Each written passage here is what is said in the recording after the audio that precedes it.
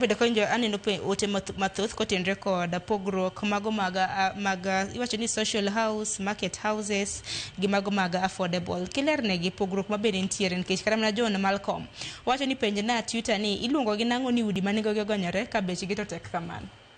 Inyalo mana lero ne gi pogruok wewe wawinjiri. I Nairobi ka. Nikech wagedo Lang'ata, wagedo Shauri Moyo, wagedo chakruok Jogoro dini te nyaka Mbotela kuchandego, wagedo Starehe.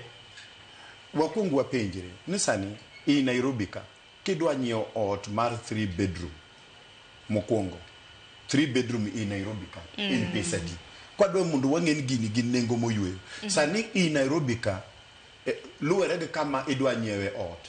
Kidwa nyiew ot Pangani mar 3 bedroom okani nyiew odno matin ni $1,12,13 3 bedroom.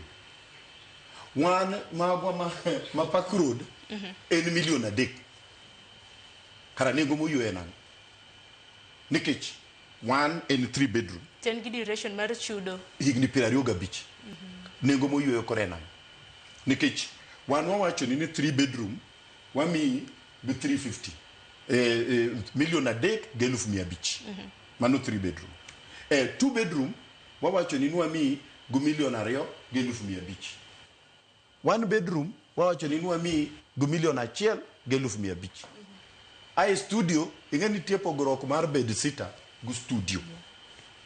Bed sitter enia anadaki bed sitter nadak bed sitter Madhari 4A anana sedak Islam sedak Kibera asedak Madhari 4A.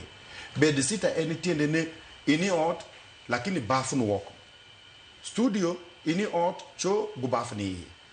So one studio wa uso $1,100,000 mano for affordable. to mabende luore gi gwenge magintiere koso onge kama oklure gi kama gintiere. Okay. Koro pogruok en kama inwango ma studio wa uso $1,000,000 social houses bila madam wacho kan en $1,600,000 en pesa moko kalo $1,600,000 kanyo. Koro mano kore pogruok mar social to go affordable.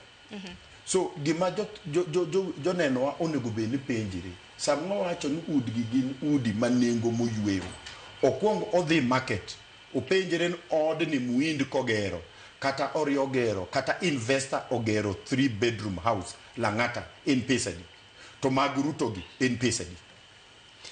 Mane penjo mabende oganda pod medo penjore taneno kamoko kuomo bende